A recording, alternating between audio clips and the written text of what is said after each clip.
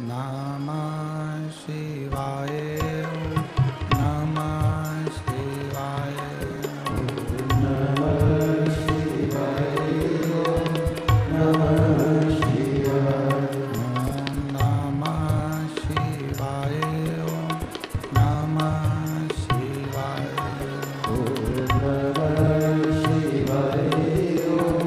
नमः शिवाय भोला नमः शिवाय गोरा नमः शिवाय भोला नमः शिवाय गोरा नमः शिवाय भोला नमः शिवाय गोरा नमः शिवाय भोला नमः शिवाय गोरा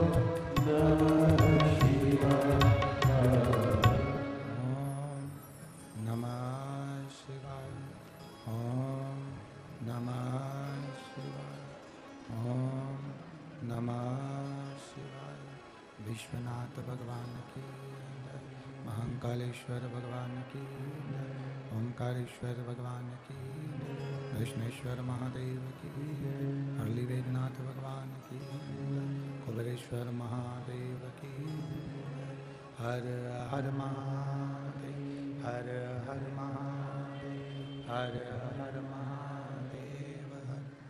काशी विश्वनाथ ओगरदानी त्रिकालदर्शी कैलाशी अविनाशी भगवान शिव, जिनकी पुनीत पावन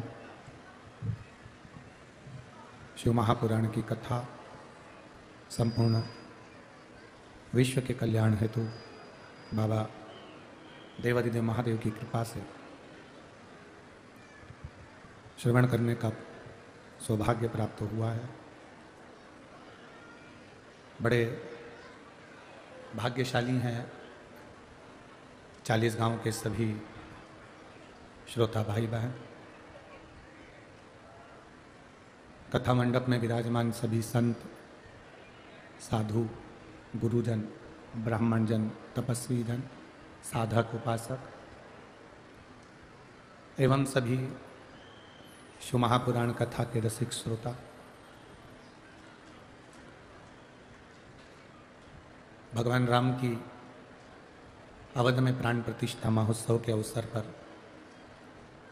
पूरा विश्व पूरा देश सुंदर राम जी का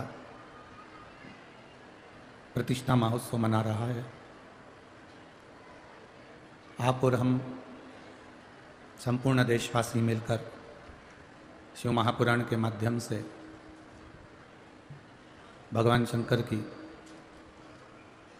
अविरल कथा का रसपान कर भगवान शिव की अविरल भक्ति को प्राप्त कर रहे हैं। कथा के मुख्य यजमान श्री उन्मेष जी पाटिल सांसद महोदय जलगांव लोकसभा, श्रीमती संपदा उन्मेष जी पाटिल उमंग समाज शिल्पी, जिन्होंने इस पवित्र शिव महापुराण की कथा को आप और हमको प्रदान किया और इस कथा का लाभ लेने का सौभाग्य आप और हमको प्राप्त हुआ।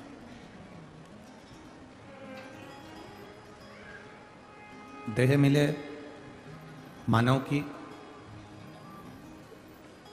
और उस मानव की देह प्राप्त करने के बाद भगवान की अविरल भक्ति मिल जाए, भगवान का भजन मिल जाए, शिव महापुराण की कथा मिल जाए,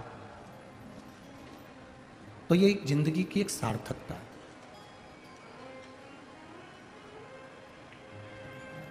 अगर मानव का शरीर मिला है, मनुष्य का शरीर मिला है, तो इससे कुछ अच्छा कर ले।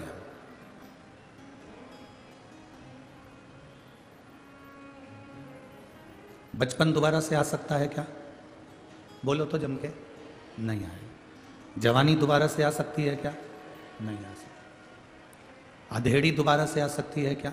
नहीं आ सकती। जो चले गया वो दोबारा नहीं आना है। बचपन गया तो बचपन वापिस नहीं आएगा, जवानी गई तो जवानी वापिस नहीं आएगा, अधेड़ी गई तो अधेड़ी वापिस नहीं आएगी। क्यों ना उस बचपन को इतना अच्छा बना लें कि जब हमारा जवानी आए, अधेड़ी आए, बुढ़ापा आए तो उस बचपन की याद आए।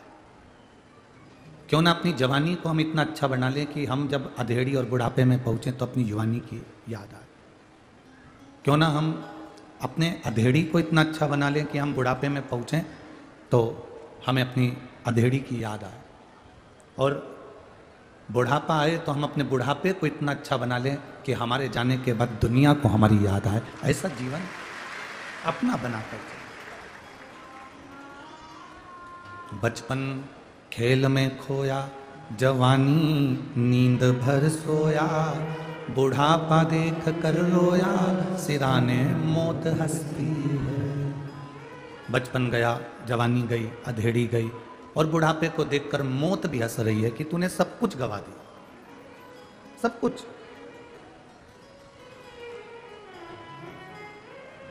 अपना सर्वस्व तू गवा बैठा। बचपन को भी तू गवा बैठा, जवानी को भी तू गवा बैठा, अधेड़ी को भी तू गवा बैठा, और बुढ़ापा भी तेरा ऐसे निकल गया। थोड़ी आसक्ति अपने घर से, थोड़ी आसक्ति अपने परिवार से कुछ कम करिए, और आसक्ति अगर करना है तो कुछ परमार्थ में, कुछ धर्म में, कुछ दुनिया के हित में अपनी आसक्ति करना प्रारंभ करो कि मुझे एक हफ्ते में एक दिन ऐसा निकालना है कि किसी भूखे को भोजन कराना है, या प्यासे को पानी पिलाना है, या किसी हफ्ते में हम एक दिन ऐसा निकालें कि कोई बीमार है और उसके पास में औषधि का पैसा नहीं है, दवाई का पैसा नहीं, तो हम उसकी औषधि करा दें। कोई शिक्षा ग्रहण करना चाहता है और उसके पास में शिक्षा ग्रहण करने का पैसा नहीं, तो वो शिक्षा ग्रहण करवा दे।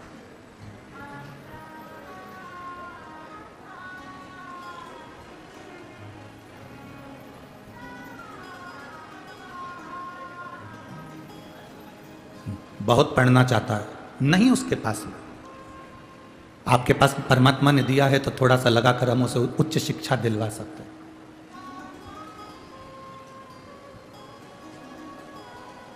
आज मुझे मालूम पड़ा कि श्रीमती संपदा उन्मेष जी पाटिल जी अभी बता रही थी कि किराए के मकान में सांसद जी रहते हैं। शायद दुनिया के पहले सांसद होंगे जो किराए के मकान में रह रहे होंगे। ये दुनिया के पहले सांसद।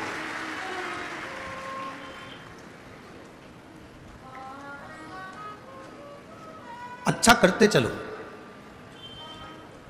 और मैं माननीय उन्मेष जी पाटिल जी सांसद जी से इतना ही कहूंगा इस व्यासपीठ के माध्यम से, शिव महापुराण के माध्यम से, कि हमारी शिव पुराण एक बात बहुत अच्छी कहती है, आप धर्म का कार्य संभालो, आप दीनहीन को संभालो, आप साधारण गरीबों को संभालो, तुम्हारे परिवार को महादेव संभाल लेगा।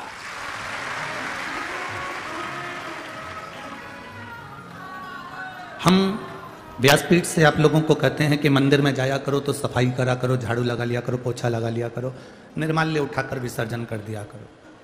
आज लाखों की संख्या में आप लोग आए हैं, लगभग 9 से 10 लाख भक्त इस 40 गांव की कथा में आज पहुंचे हैं। जितने टेंटों के अंदर हैं उससे ज्यादा टेंटों के बाहर हैं। हम जिस रास्ते से, वहीं पर अपनी 4-6 माताएं बैठकर कथा सुन रही हैं। जहां रोडों पर जगह मिल रही है लोग वहां बैठ रहे हैं।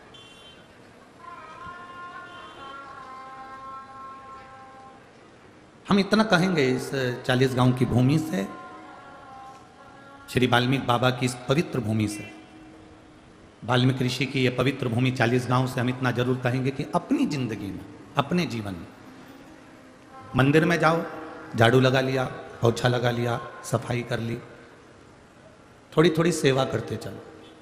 आप मंदिर संभालेंगे, आप किसी जिसको शिक्षा की जरूरत है उसको शिक्षा देंगे, जिसको औषधि की जरूरत है उसको औषधि देंगे, भूखे को भोजन प्रदान करेंगे, प्यासे को पानी देंगे, तो तुम्हें कहीं जाने की जरूरत नहीं है। तुम्हारे परिवार की चिंता स्वयं देवाधिदेव महादेव के पास में रहेगी और वो चिंता करेगा। चिंता वो करे, आपको चिंता नहीं करनी, चिंता उसे करे। और तेरी कृपा बिना ना हिले एक भी अणु, लेते हैं श्वास तेरी कृपा से तनु तनु। हे गंगाधार मुक्ति द्वार ओंकार तू, भोले ओंकार तू, आयो शरण तिहारी शंभु तार तार। बखान क्या करूं मैं राखों के ढेर का, चपटी भभूत में खजाना कुबेर का। हे गंगाधार मुक्ति द्वार ओंकार तू, भोले ओंकार तू, आयो शरण तिहारी शंभु तार तार। आप जितना दुनिया के लिए जियो,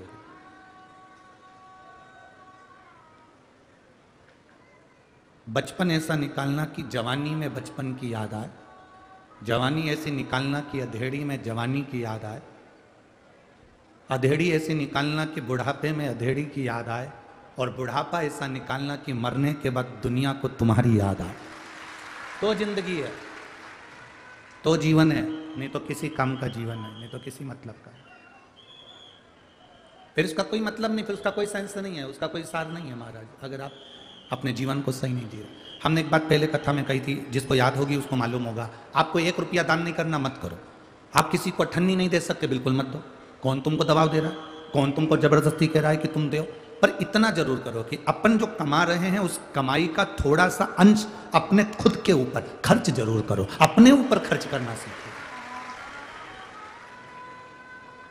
जो अपने ऊपर खर्च नहीं करता ना, 84 लाख योनि में 83,99,999 योनि काटने के बाद ये मानव की देह मिली है 84 लाखवें नंबर।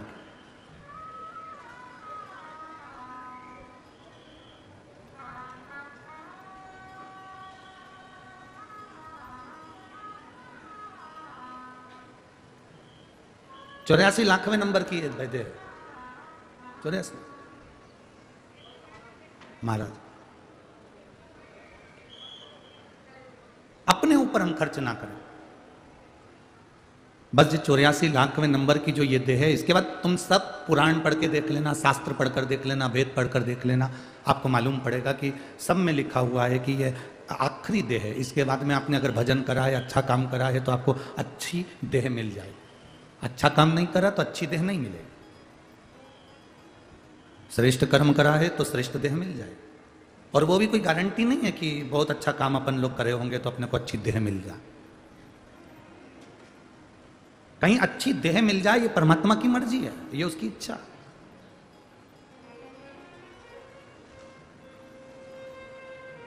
जिससे घर नहीं छूटा, स्वयं के ऊपर खर्च नहीं कर पाए, स्वयं के लिए कुछ नहीं कर पाए, केवल जोड़ा जोड़ा जोड़ा जोड़ा और आखिरी में छोड़ा, और इतना बड़ा फोटो दीवार पे टंग गया, और गले में प्लास्टिक के फूल की माला टंग गई, और 16 श्राद्ध में पूड़ी और खीर मुंह में चिपक गई, तो उससे मतलब क्या?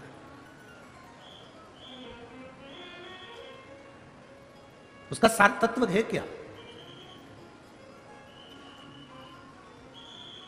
अच्छा, आप लोगों से पूछें, उत्तर देना, आप लोगों के पास अच्छी वाली साड़ियां हैं कि नहीं? सब लोग बोलो जरा जल्दी से, है ना? पहनती क्यों नहीं? आपसे पूछा जाए तो आप कहोगे गुरुजी पहनेंगे, अभी पहनेंगे हो, अभी पहनेंगे हो। गुरुजी अच्छी रखी है, अभी पहनेंगे, अच्छी रखी है, पहनेंगे। कुएं में पानी भरकर रखोगे तो तुम्हारे कुएं का पानी दूसरे के कुएं में चला जाएगा। जाएगा कि नहीं जाएगा? जम के तो बोलो जरा। कोई किसान बैठा हो, खेती करने वाले जितने भाई बैठे हों, जितने कृषि करने वाले बैठे होंगे, वो बता देंगे। अपने कुएं में पानी को इकट्ठा करके रखोगे तो दूसरे के कुएं में स्रोत रहता है, उसमें वो पानी अंदर के अंदर चला जाता है। कुएं में से रोज पानी निकालते रहोगे तो रोज पानी आता रहेगा। अपन अपने पास में जो अच्छे वस्त्र रखे हैं उसको पहनो, जब वो बेकार हो जाएंगे तो देने की जवाबदारी उस परमात्मा की है। जब द्रौपदी को 9,999 दे सकता है तो अपने को ना देगा। 56 करोड़ का मायरा जब वो नानी भाई का भर सकता है तो अपना ना भरेगा। हम आसक्ति में जी रहे हैं, अपने पास में जोड़ा रखा, जोड़ा रखा, जोड़ा रखा, आखिरी में छोड़ा।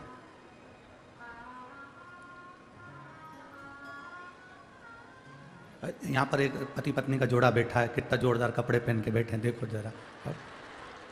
खड़े हो जाओ जरा, दोनों खड़े हो। हाँ, दोनों खड़े हो जाओ। तुम्हें देख के हमें खुशी हो रही हो, हमें खुशी है। बैठिए। ये कम से कम अपने ऊपर, अपने पास जो रखा है तो बिना संकोच के। अब कई लोग ऐसे होते हैं, मैं ये पहन के जाऊंगी, लोग क्या कहेंगे? अरे आग लगे लोगों को, लोग क्या कहेंगे? आग लगे बस्ती में, अपन रहो मस्ती में। मैं तो चली वृंदावन राणा, मेरे तो भाग जगे, तेरे महलों में आग लगे, अपने को क्या करना? सोचे सो क्या। अब इसे सोचने वाले तो सोचते रहेंगे। भगवान शंकर नंदी पर बैठकर पार्वती और शिव दोनों जा रहे थे। एक व्यक्ति ने देखा और देखते से ही कहा, बताओ बेचारा नंदी पर दो दो चढ़े हुए हैं, शर्म नहीं आ रही? शंकर जी नंदी पे से नीचे उतर गए, उन्होंने पार्वती जी को बिठा दिया और चल दिया। दूसरा व्यक्ति मिला, देखो जोरू के गुलाम को, पत्नी को नंदी पर बिठा के ले जा रहा है, खुद पैदल चल रहा है। थोड़ी दूर जाकर शंकर भगवान ने पार्वती जी को नीचे उतार दिया, खुद बैठ गए, पार्वती जी पैदल चल रहे। तीसरा मिला, कितना निर्दय व्यक्ति है, बेचारी कोमल सी पत्नी को पैदल चला रहा और खुद इतना बड़ा मस्त उंडा बैठ कर चल रहा। शंकर पार्वती दोनों ही नीचे उतर गए। फिर कहीं का मिल गया, इतना अच्छा बेल है, बैठ के क्यों नहीं जा रहा है, पैदल पैदल चले जा रहा है। ये तो दुनिया की रीत है। वो कहते रहेंगे, बोलते रहेंगे, अपशब्द, ताने, आड़े टेढ़ी बातें, उनका कहना काम है, कहते रहेंगे।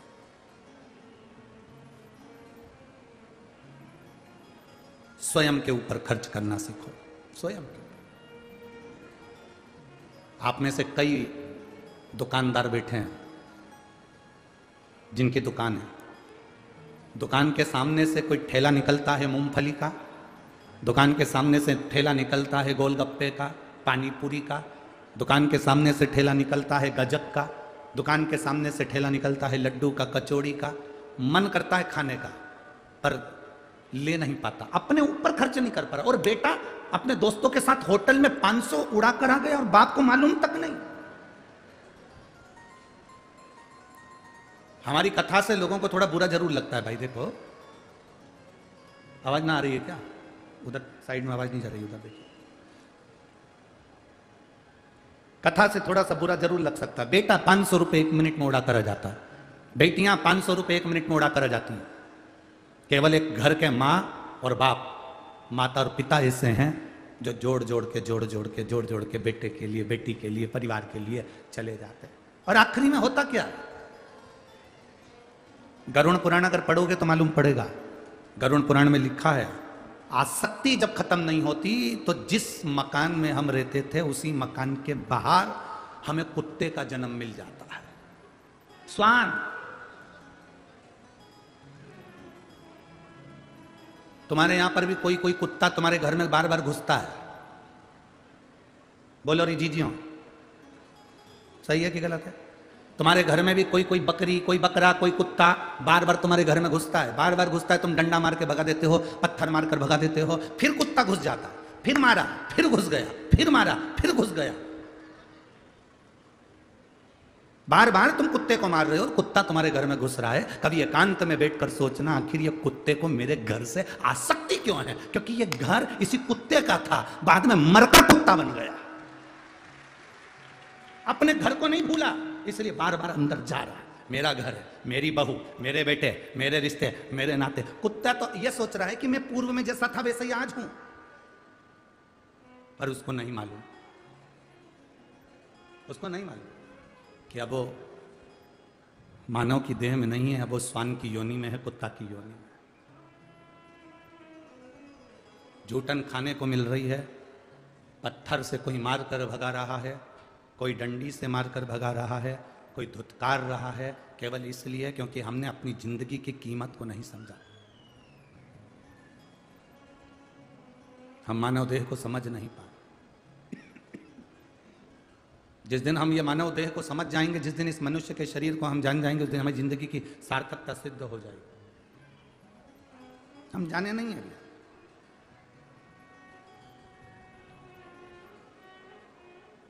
एक बात बताओ आप लोग, आपका मोबाइल कहीं खो जाता है तो दिल कथा में लगता है? अरे बोलो तो जम के, काय में लगता है? मोबाइल में। पता नहीं।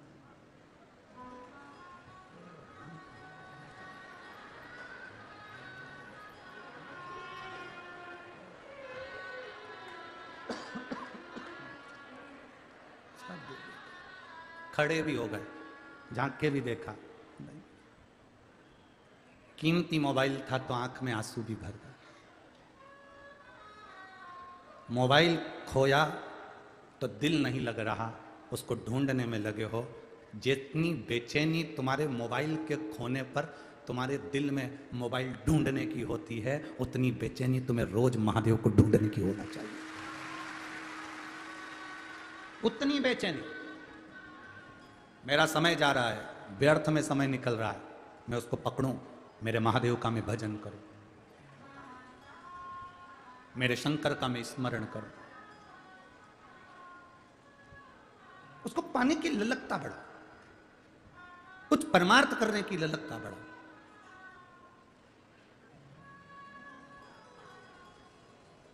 मोबाइल किस किस के पास है? हाथ उठाओ जरा। धर लो, वापिस धर लो।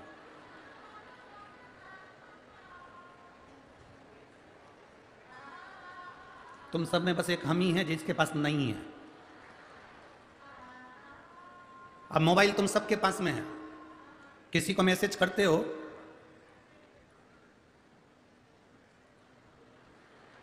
अरे बोलो तो। हम ये नहीं पूछ रहे कि तुम क्या मैसेज करते हो, पर हम तो ये पूछ रहे, कभी तो मैसेज करा होगा व्हाट्सएप पे। मैसेज करने के बाद तुमने किसी को मैसेज करा, उसके बाद में मैसेज करने के बाद वो सीन हो गया कि सामने वाले व्यक्ति ने मैसेज देख लिया, जवाब नहीं दे रहा, और तुम बार बार थोड़ी थोड़ी देर में।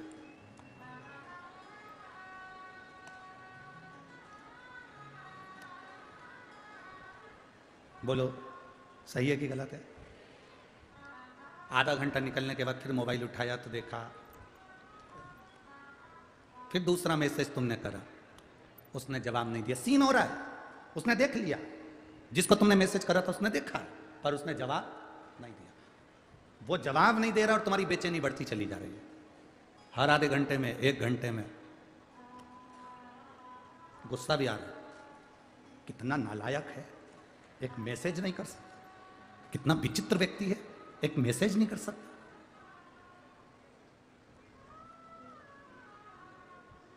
और एक और चीज बोलती, कितना कमबख्त है। किसी ने पूछा गुरुजी ये कमबख्त क्या होता है? हमने कहा जिसके पास वक्त कम वही कमबख्त। कम वक्त है, वक्त कम है, मैसेज नहीं कर रहा। तुम्हारा ध्यान बार बार उस मोबाइल पर जा रहा है। मैसेज आया क्या? सारे जितने व्हाट्सएप पर लोग जुड़े हैं उनसे मतलब नहीं है तुमको। तुमने जिसको मैसेज करा उसका जवाब नहीं आ रहा, बार बार देख रहे हो, बार बार देख रहे हो। 1 घंटा, 2 घंटा, 3 घंटा, 4 घंटा, 5 घंटा, 6 घंटा, सुबह शाम रात बार बार मोबाइल उठाकर देख रहे हो, जवाब नहीं आया। अब उसने देखा है पर जवाब नहीं दिया। उसी तरह कई लोग ऐसे हैं, हमने गुरुजी 3 महीने से भगवान शंकर को जल चढ़ा रहे हैं, हम इतने दिन से शिव जी की पूजन कर रहे हैं, हमने 5 बार पशुपति व्रत कर लिए, हमने 6 बार ये कर लिया, हम 2 बार यहाँ होकर आ गए, हम 4 बार शंकर जी के मंदिर होकर आ गए, हम 12 ज्योतिर्लिंग के दर्शन कर आ गए, हमने ये वाला सोमवार का व्रत कर लिया, हमने पशुपति व्रत कर लिया, हमने भगवान शंकर को जल चढ़ा लिया, मैंने दुर्वा चढ़ा कर देख लिया, मैंने ये चढ़ा कर देख लिया, भगवान मेरी सुनता ही नहीं है। तुम्हारा काम है मैसेज करना, उसका काम है सीन करना। वो देख रहा है और देख कर रख रहा है। समझ लो, वो मैसेज का जवाब मैसेज में नहीं देना चाहता, वो खुद आके तेरे सामने देगा। मैसेज से अगर जवाब देगा तो उसको लगेगा कि मैंने मैसेज में जवाब दे दिया। मैं जिसको प्रेम करता हूं उसको मैसेज से क्या जवाब देना, एक बार उसके सामने बाइक लेके पहुंच जाऊं और फिर जवाब देकर आता हूं, तूने मैसेज करा था, ले उसका यह जवाब है। मेरा नंदी लेके महादेव आ जाए और कहे ले ये इसका जवाब है। हम कहते हैं मैंने 5 बार पशुपति व्रत करे, मैंने 4 बार ऐसा कर लिया। एक पत्र है देखिए, मेरा नाम दीपाली मनोज पाटिल है, मैं गांव कचगांव, तहसील भड़गांव, जिला जलगांव की रहने वाली हूं। 3 गांव मिला लो। मैं कचगांव, भड़गांव तहसील, जिला जलगांव की रहने वाली हूं। कहीं बैठी हो तो हाथ हिला सकती है, अगर कहीं बैठी हो तो हाथ हिला सकती है। जहां कहीं भी बैठी हो, उधर बैठी हैं क्या? अच्छा, हमको नहीं दिख रहे कैमरे वाले भैया, आप देखो, ठीक है। मेरा नाम दीपाली मनोज पाटिल है, मैं गांव कचगांव, तहसील भड़गांव, जिला जलगांव की रहने वाली हूँ। मेरी शादी को कई साल निकल गए थे, हम इंतजार करते रहे, 1 साल में संतान होगी, 2 साल में होगी, 3 साल में होगी, 4 साल में होगी, 5 साल में होगी। संतान को देखते देखते 10 साल निकल गए, पर संतान का सुख नहीं हुआ गुरुदेव। बहुत डॉक्टरों से इलाज करवाया पर औलाद का सुख नहीं आया, टेस्ट पे भी करवाया, उससे भी बच्चा नहीं हुआ गुरुदेव। फिर किसी ने कहा पशुपति व्रत करो, एक व्रत करा, उससे संतान की प्राप्ति नहीं हुई। हम तो घबरा गए, भगवान हमारी सुन नहीं रहा। हमने दूसरा करा, भगवान ने तब ना सुना। तीसरा करा हमने, भगवान तब ना सुने। हमने फिर सफेद आंकड़े की जड़ का प्रयोग करा और फिर वापिस पशुपति व्रत करा, तब भगवान ने हमारी सुनी और बाबा की कृपा से मेरा गर्भ ठहरा और मेरे घर में अनंत चतुर्दशी के दिन पुत्र रत्न की प्राप्ति हुई। मैं बाबा को नमन करना। बच्चा लाई है क्या? बच्चा लाई है? लिया? हाँ लिया लिया। 10 साल के बाद मेरे बाबा ने मेरी गोदी भरी गुरुदेव। आप कहते हो शिव सुनते हैं, बिल्कुल पक्का, बिल्कुल पक्का। ए भाई, मैसेज पर मैसेज किए जाओ, करो मैसेज, भगवान का भजन किए जाओ, उसका स्मरण किए जाओ। जब हम तुम्हारा करा गया मैसेज वो देख रहा है, सीन हो रहा है, मतलब उसने देख लिया है। तुमने जो लोटा भर के जल चढ़ाया वो महादेव ने देख लिया। तुमने जो बेलपत्र चढ़ाई महादेव ने उसको देख लिया। तुमने पशुपति व्रत करा महादेव ने देख लिया। तुमने सफेद आंकड़े की जड़ को शिवजी को समर्पित कर अपनी कमर पर बांधा, महादेव ने देख लिया। ये सारे मैसेज हैं जो हम कर रहे हैं, करते जाओ, मैसेज पर मैसेज करते जाओ। एक व्रत में काम ना हो तो दूसरा करो, पर कहना नहीं कि मैं तो कर कर कर थक गई ना। सीन हो रहा है, देख रहा है, वो भले मैसेज में जवाब नहीं देगा, पर यह विश्वास मानकर चलना, एक दिन मेरा महादेव तुम्हारे सामने आकर तुम्हारा कार्य कर जाएगा।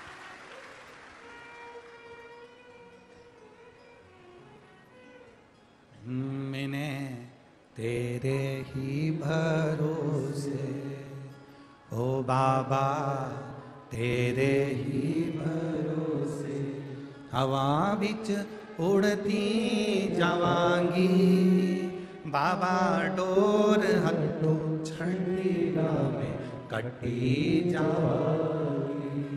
भोले मैं तेरी पतंग, शंभो मैं तेरी पतंग, हवा बिच उड़ती जावांगी, बाबा डोर हथों छड़ी में कटी जावांगी। भोले मैं तेरी पतंग, शंभो मैं तेरी पतंग। अब करे जाओ उसका भजन। तेरे मंदिर में आना मेरा काम है, मेरी बिगड़ी बनाना तेरा।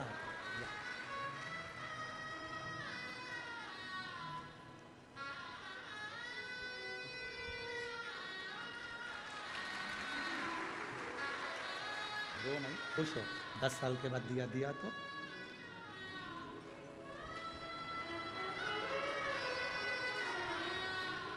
शंभो।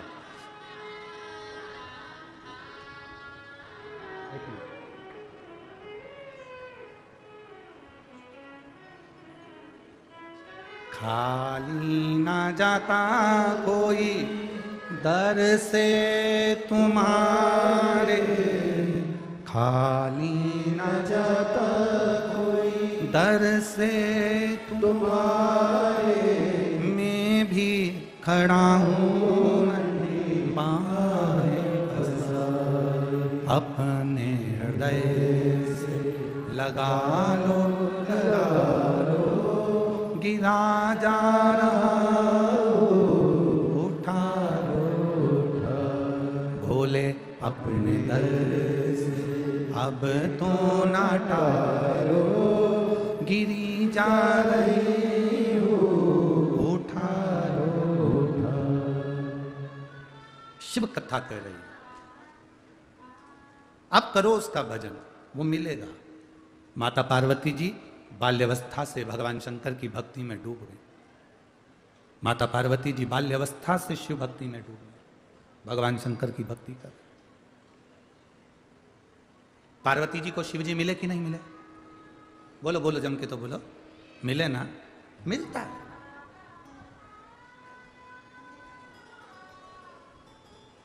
मिलेगा। क्या पार्वती जी को एक बार तप करने से भगवान मिल गए? नहीं। क्या माता पार्वती जी को एक बार भजन करने से भगवान मिल गए? नहीं, नहीं। बहुत ध्यान देना, पार्वती जी 51 जन्म माता पार्वती जी के निकल गए थे। मरती थी, जीवित होती थी, सती के रूप में, उमा के रूप में, कात्यायनी के रूप में, कुष्मांडा के रूप में, चंद्रघंटा के रूप में, स्कंदा के रूप में। कितने माता पार्वती के जन्म हुए? 51 जन्म माता पार्वती के होते चलेगा। और 51 जन्म होने तक भी पार्वती तप करती रही, और वो तप करती रही कि मैं शंकर की हमेशा रहूं और शंकर मेरे हमेशा रहे। तप करती रही, करती रही, करती रही। एक जन्म निकला, दूसरे जन्म में दूसरा, तीसरा, चौथा, जन्म पर जन्म निकलते गए माता पार्वती जी, वो तप साधना टूटी नहीं है।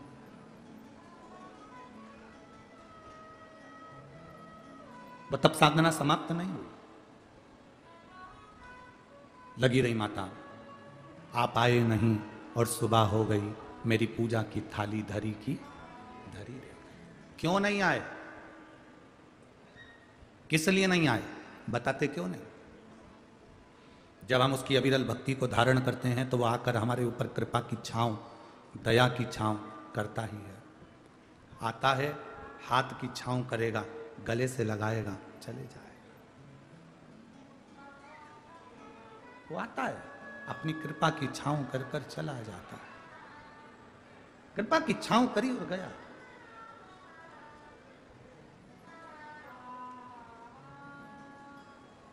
महाराज, पार्वती जी का जन्म उमा बनकर निकल गया, कात्यायनी बनकर निकल गया, कुष्मांडा बनकर निकल गया, चंद्रघंटा बनकर निकल गया, स्कंदा बनकर निकल गया, सती बनकर निकल गया, पार्वती बनकर फिर जन्म लिया। माता पार्वती जी का जन्म हुआ, और पार्वती जी एक बार नहीं, बाल्य अवस्था पूरी निकल गई पार्वती जी की, केवल तप करते करते, केवल साधना करते करते,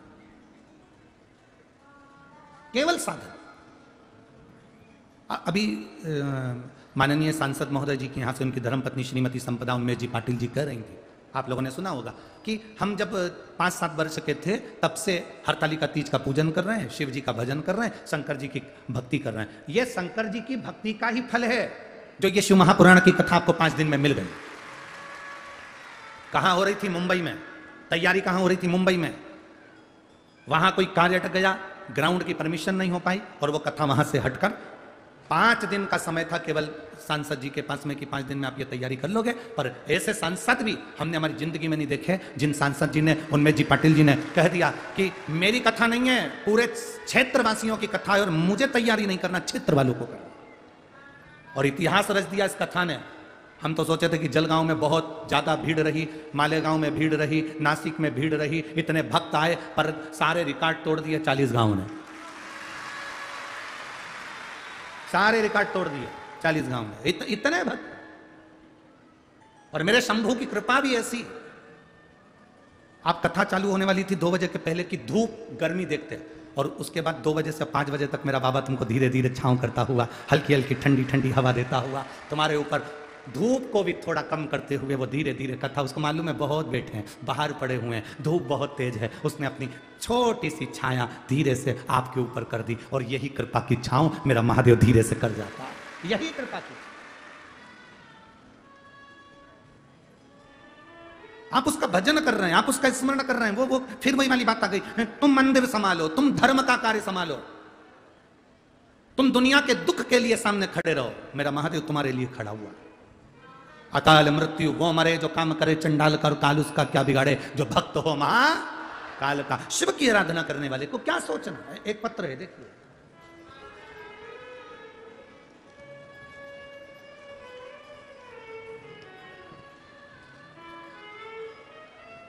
मैं वंदना फकीरा कुमावत जलगांव शिव कॉलोनी से हूं, मेरा मोबाइल नंबर ये है, कहीं बैठी हो तो हाथ हिला सकती हैं, कहीं बैठी हो तो हाथ हिला सकती हैं। मैं वंदना फकीरा कुमावत जलगांव शिव कॉलोनी से हूं, मेरा मोबाइल नंबर ये है, कहीं बैठी हो तो हाथ हिला सकती हैं। मैं क्या वर्णन करूं मेरे भोले बाबा का।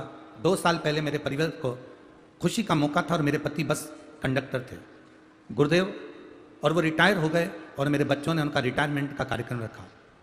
सबको खुशी थी। 2 दिन बाद पहले उनके दांत में कुछ तकलीफ हो गई और उन्होंने डॉक्टर को दिखाया, उसकी रिपोर्ट जांच करवाई तो मालूम पड़ा कि मुंह में कैंसर हो गया। मुंह में कैंसर हुआ, खुशी गम में बदल गई गुरुदेव। डॉक्टर से इलाज करवाना प्रारंभ करा और डॉक्टर ने जब कैंसर की जांच करी तो बताया कि नासिक के कैंसर हॉस्पिटल में जब हमने जांच कराकर मालूम पड़ा तो वो लास्ट स्टेज का कैंसर था। डॉक्टर के हिसाब से कुछ दिन के मेहमान मेरे पति को कह दिया गया। डॉक्टर ने कहा ऑपरेशन करवा लो, पर यह मत सोचना कि ये बचेंगे, ज़्यादा से ज़्यादा 1 महीना 1.5 महीना 2 महीना, उससे ज़्यादा का क्रम नहीं। करें क्या? ऑपरेशन करवाया, कीमो करवाया, करवाने के बाद और ज़्यादा तकलीफ में फंस गए। बहुत तकलीफ पर तकलीफ आने लगी, इतना तकलीफ हो गया कि उनका दर्द नहीं देखा जाता था और दिन रात तड़पते थे। गुरुदेव, पहली बार मेरे एक रिश्तेदार की बेटी ने मुझसे कहा, दादी आस्था चैनल पर शिव महापुराण की कथा आती है, तुम उसको सुना करो, और दादा को भी सुनाओ। मैंने टीवी पर लगाकर कथा को दिया और टीवी पर जब कथा लगाया उसमें पशुपति व्रत के बारे में बताया। मैंने वो व्रत करने का मन में ठान लिया। शिव जी पे जल चढ़ाकर बेलपत्र लाती और पानी लाती और अपने पति को देती। 20 दिन हो गए थे उनको ऑपरेशन कराए हुए, वापस लाए हुए, 2 बूंद पानी भी उनके मुंह में नहीं दे सकते थे। तो पानी कैसे देते? जो शिव का चढ़ा हुआ जल था वो उनके शरीर पर लगा देते और बेलपत्र उनके पास में रख देते। गुरुदेव, एक रिश्तेदार को सीहोर भेजा, वहां से रुद्राक्ष बुलवाया, उसको गलाकर पानी देना प्रारंभ करा। डॉक्टर के हिसाब से इनकी उम्र केवल थोड़े से महीने की थी। आज मैं बाबा के चरणों में बड़ी खुश होकर प्रणाम करने के लिए आई हूं कि मेरे बाबा ने मेरा सुहाग वापस लौटा दिया और उनकी उम्र बढ़ी और आज वो अच्छे हैं और कथा के मंडप में ही बैठकर कथा सुन रहे हैं। मैं बाबा को यहाँ प्रणाम करने के लिए आई हूँ। कहीं बैठे हो तो हाथ हिला सकते हैं। पीछे हैं क्या? हाथ हिला दो एक बार वापिस। हाँ ठीक है, दिखे हो। साथ में भैया आए हैं जिनका ऑपरेशन हुआ था कैंसर का, कैमरे से देखिए। उनके फोटो उन्होंने लगाए। पहला फोटो जो मुख में कैंसर हुआ है जिसका इलाज करवाया गया, और दूसरा फोटो जिसमें वो कैंसर से ग्रसित होकर उनका पूरा चेहरा जल चुका था कीमो कराते समय और पूरा चेहरा बेकार हो चुका था, और तीसरा फोटो जिसमें पूरा चेहरा बेकार हो चुका है, और चौथा फोटो जब रुद्राक्ष का जल और बेलपत्री का पानी पीना चालू करा तो आज कथा के मंडप में इस तरह से दोनों खड़े हुए। ये शिव तत्व है, वो घड़ी है शिव। अगर आए हो तो एक बेलपत्री अवश्य लेकर जाना, और वो स्वयं भी आए हों तो आकर एक बेलपत्री ले जा सकते हैं। अगर शरीर ठीक है, चलते बने तो जरूर आए। शंभु शिव कथा कहती है। उसमें एक लाइन लिखी उन्होंने, डॉक्टर ने कह दिया था केवल महीना, इससे 1 दिन ऊपर नहीं, पर शिव शिव है और तेरी कृपा बिना न हिले एक भी अणु, लेते हैं श्वास तेरी कृपा से तनु। हम उसका गुणगान करें और उसको स्मरण ना आवे।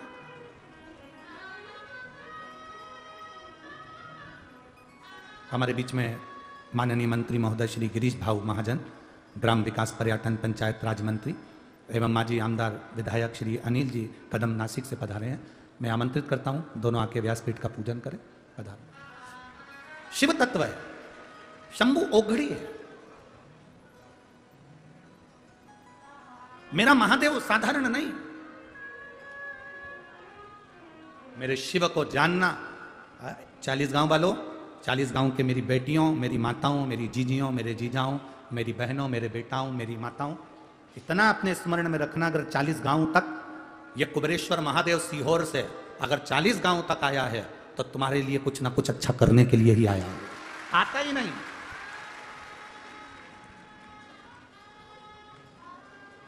दिन भर सीहोर कुबेरेश्वर धाम पर कम से कम 5 से 10 लोग शिव महापुराण की कथा को लेने के लिए आते हैं, पर बाबा उसी को दे पाता है जो बाबा का प्रेम करे, बाबा से स्नेह करे। कहीं पूर्व में उसने शंकर की आराधना करी होती है, शिव की स्तुति करी होती है, बाबा उसी को खींच कर बुलाता है।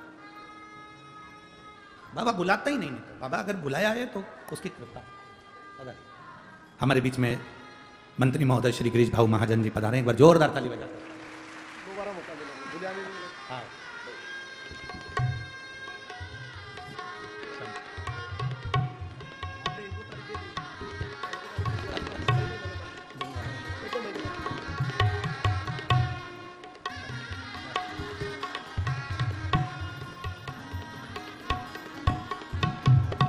शिव कृपा ऐसी, बिना शंकर की कृपा के कुछ नहीं हो सकता। रोज प्रतिदिन कुबेरेश्वर धाम पर भक्त आते हैं, गुरु जी कथा, भैया आशीष भैया कथा, समीर भैया कथा, पर कथा कहीं पूर्व का हमारा पुण्य प्रकट होता है, कहीं पूर्व का हमारा पुण्य प्रबल होता है, तब जाकर ये शिव महापुराण की कथा हमारे जीवन में हमको प्राप्त होती है, जैसे 40 गांव वालों को मिली है। हमारा प्रारब्ध, हमारा पूर्व का किया गया अच्छा कर्म, हमारे पूर्व का करा गया कुछ अच्छा कार्य शिव महापुराणों को लेकर आता है। आप प्रयास कर लो, अथक नहीं आ सकते। महाराज पार्वती जी ने भगवान शिव की आराधना पर आराधना करी, पूरा समय माता पार्वती जी ने शंकर जी में लमा दिया। पूरा समय, जितना समय था माता पार्वती जी ने शिव जी में लगा दिया, पूरा समय।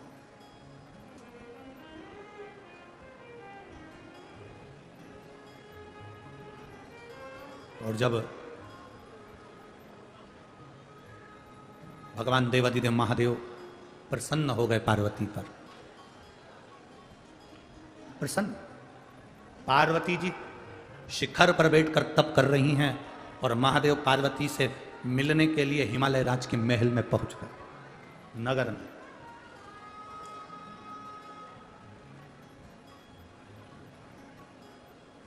हिमालय राज के महल में, हिमालय राज के नगर में पहुंच गए मेरे महादेव नंदी पर चढ़कर। और हिमालय राज के महल में पहुंचकर ऊपर पर्वत पर मां अंबा, जगतधात्री मां दुर्गा, माता पार्वती, मां जगतजन, और नीचे मेरे देवादिदेव महादेव खड़े हैं, मेरे शंकर भगवान, मेरे ओघड़ी, मेरे शंभु खड़े।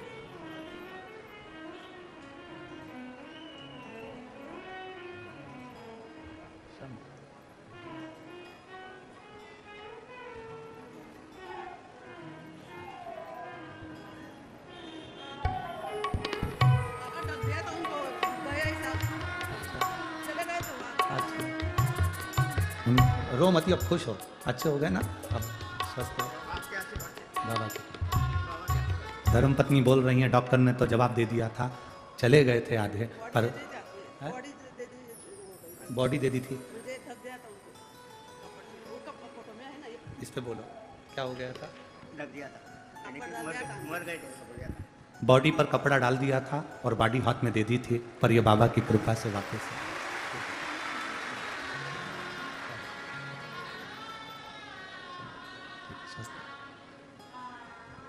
अरे लुटा दिया भंडार काशी वाले ने, कर दिया माला काशी वाले।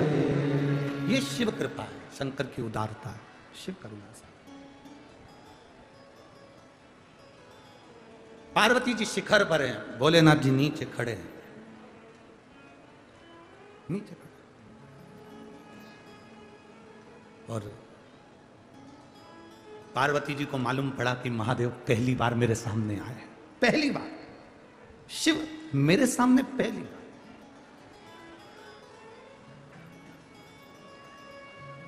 एक अंदाजा लगाना थोड़ा सा, जिसको तुम दिल से चाहते हो, जिसको तुम दिल से चाहते हो, जिसके तुम दिल से वो क्या कहते हैं, दिल से फैन हो, फैन हो कि फ्लावर हो, तुम तुम्हारी जानो है, तो तुम जिसको दिल से चाहते हो और अचानक वही व्यक्ति तुम्हारे सामने आ जाए, अचानक तुम्हारी आंख में आंसू आएंगे कि नहीं आएंगे? जिसको इतने समय से पुकार रही हूं, जिसको इतने समय से बुला रही हूं, जिसको पुकार पुकार कर मैं थक गई और इतने समय से मैं इंतजार कर रही हूं और वो मुझे आज मिला, आंखों में आंसू भर जाते हैं, आंख में आंसू भर जाते हैं।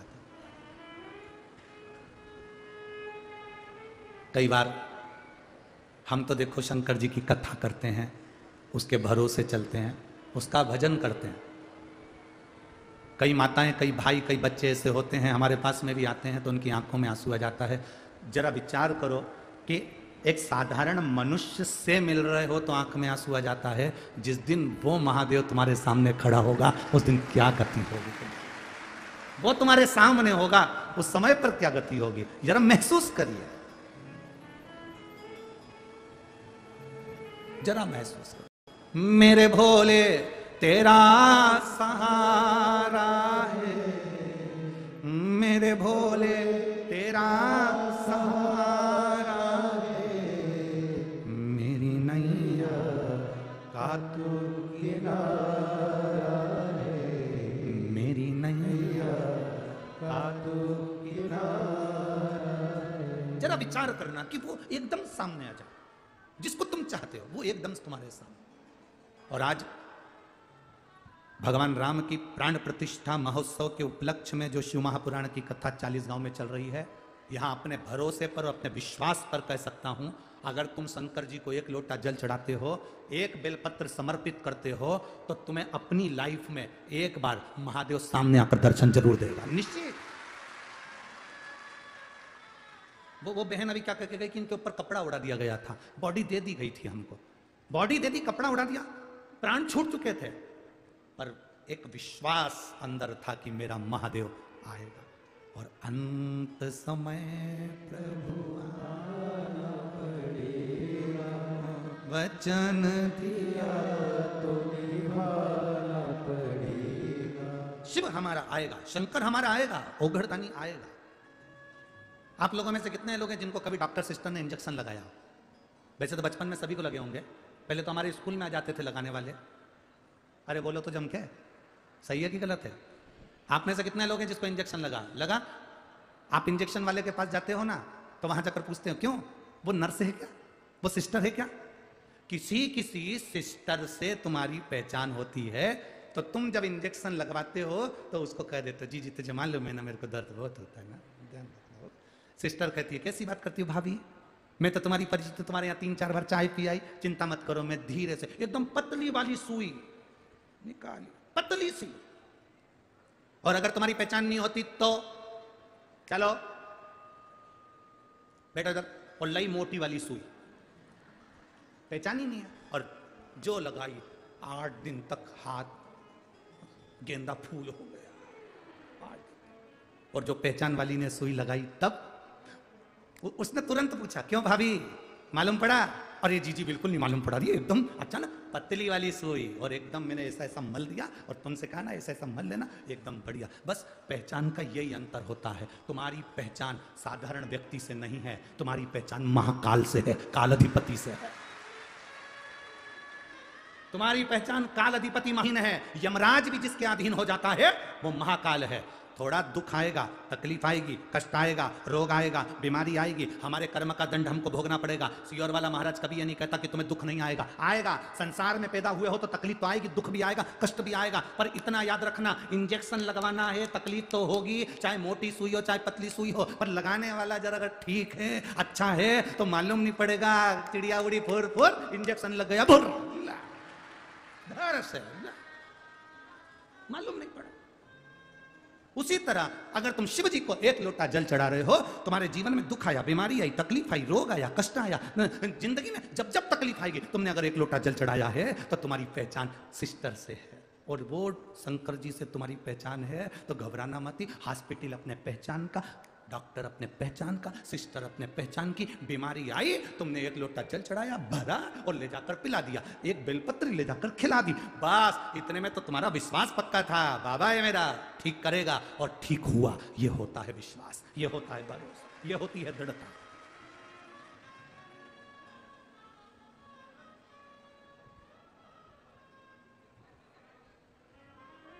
वो एक लाइन आप लोग स्मरण में लेते हैं ना, हमारा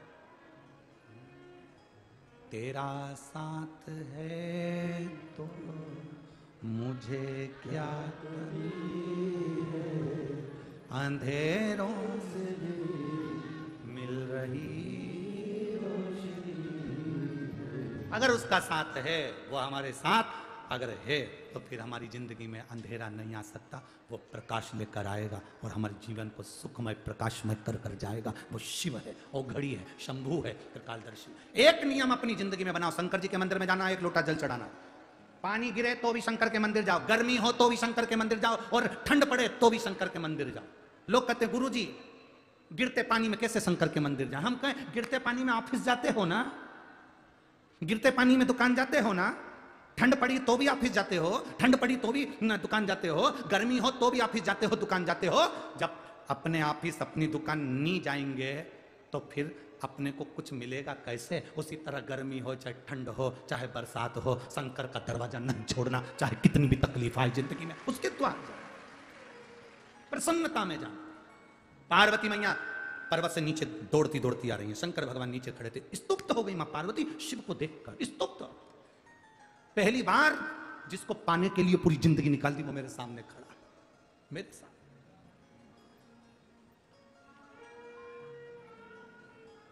देखिए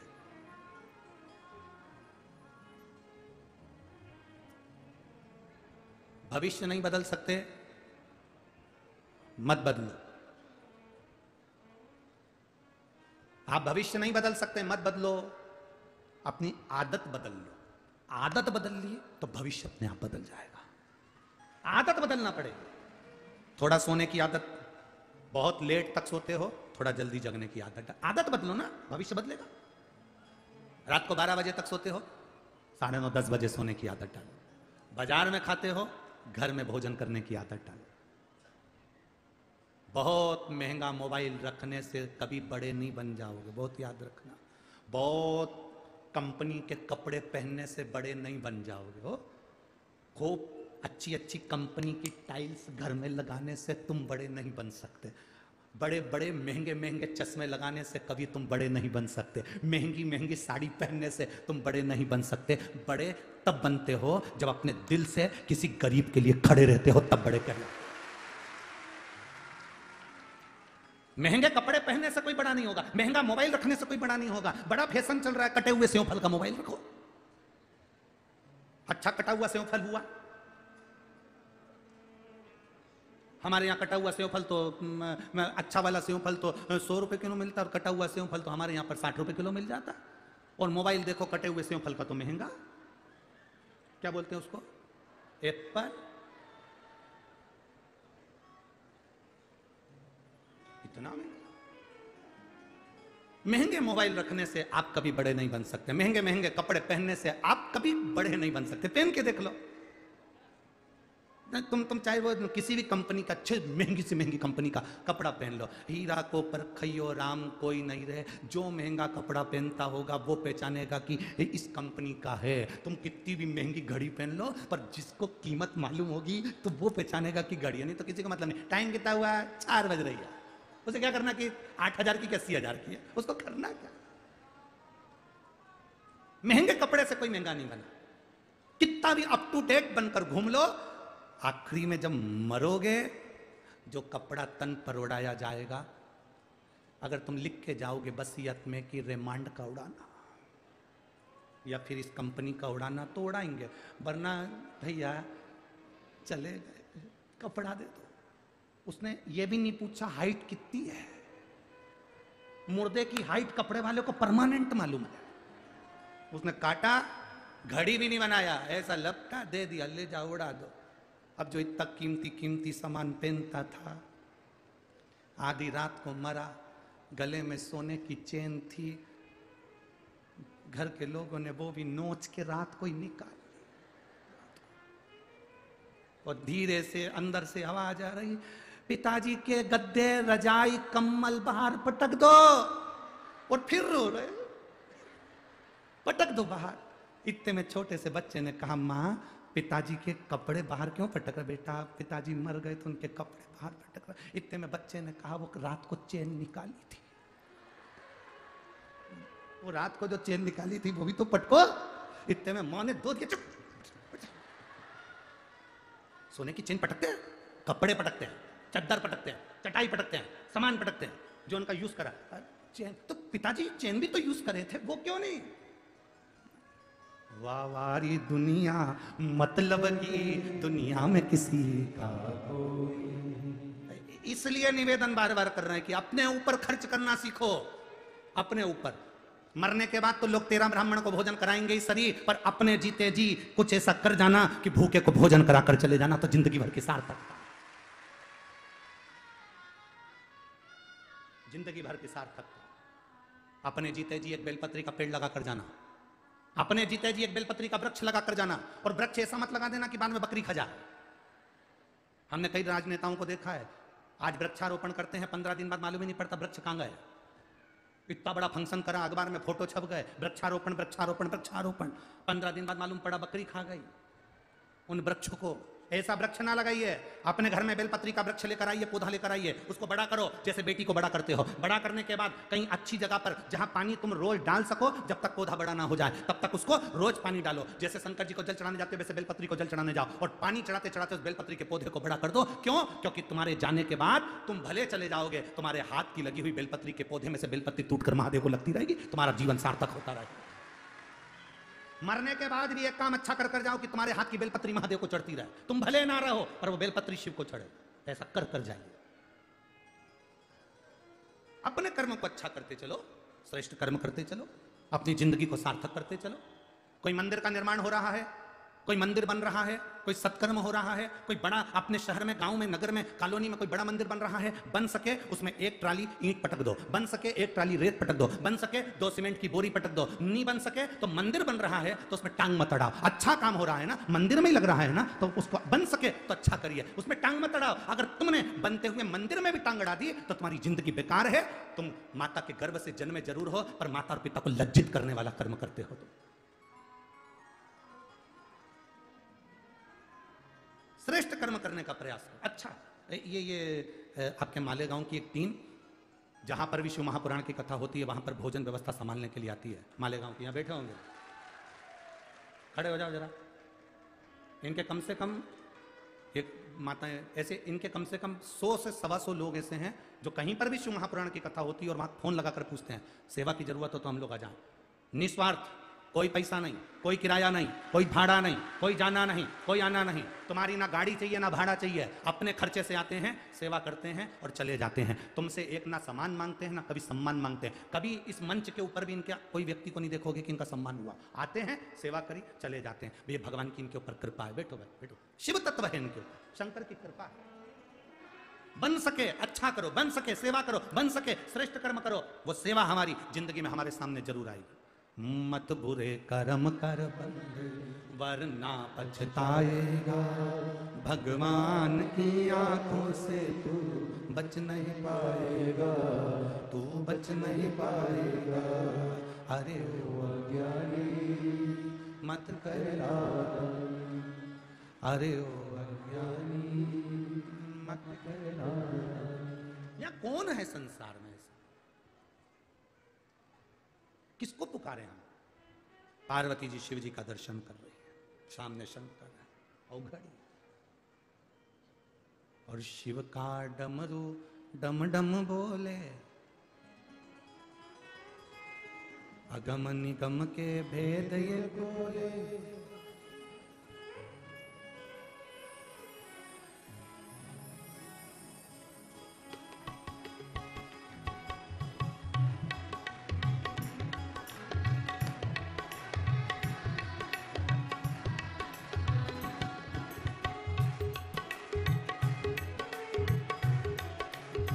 ताली से बजाते।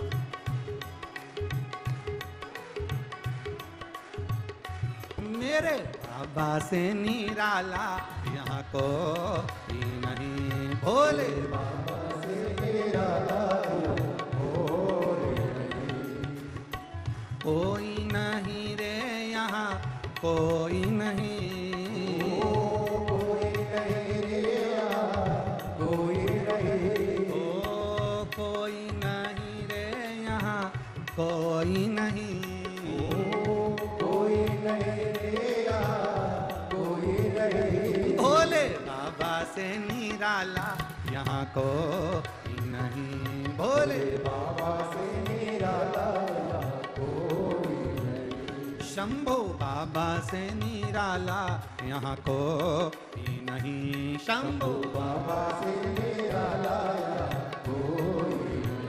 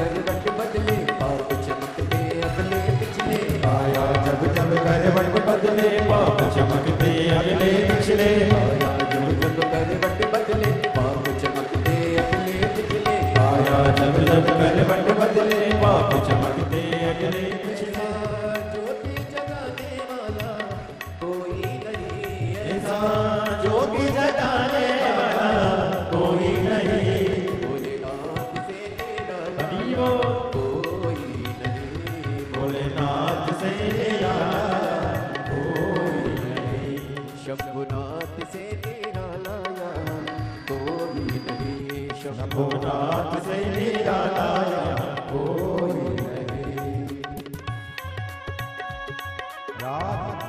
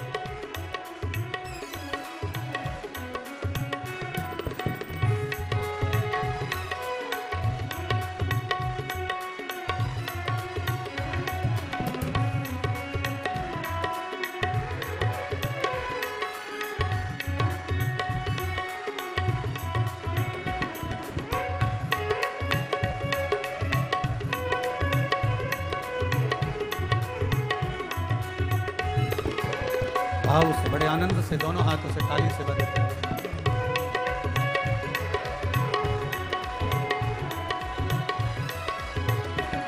भोलेनाथ से निराला यहाँ कोई नहीं, भोलेनाथ से निराला यहाँ कोई नहीं। ओ कोई नहीं रे यहाँ कोई नहीं,